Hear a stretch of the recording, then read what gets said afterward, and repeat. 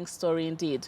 Now, Nandi County Governor Stephen Sang has been given 7 days to furnish the Office of the Auditor General with all financial documents supporting the financial status of the county.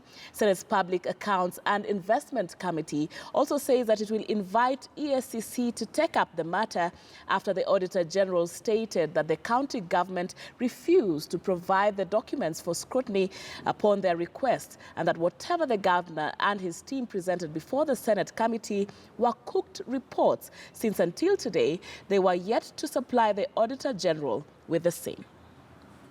And acceptance for the expenditure of Kenya shillings 12,183,753 out of the total figure of Kenya shillings 386,769 were not provided for audit verification.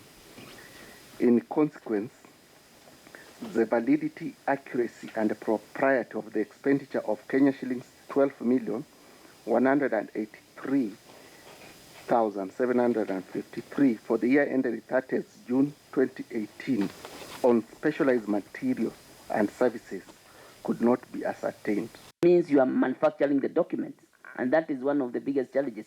As much as I want to agree with the Senator that there is a challenge, this is a created challenge to create confusion, because a document has I am imagining a document will have the original and probably a copy. So if the original is not there, then a copy needs to be provided for.